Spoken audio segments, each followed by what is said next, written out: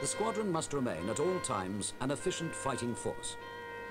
This is achieved by constant exercises involving all aspects of operational life. An emergency landing is a full-scale operation. In this exercise, the Phantom has reported brake failure. On the alarm given from the control tower, fire engines, ambulances, and other supporting rescue vehicles are rushed to position on the runway.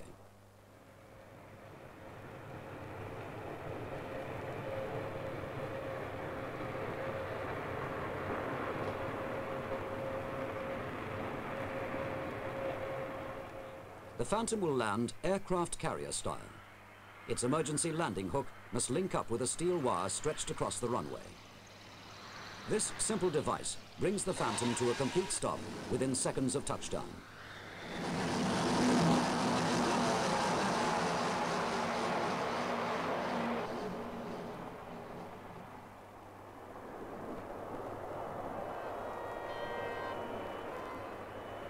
Pilots and rescue teams know their place and the job they have to do. Faced with real emergencies, lives could depend on it.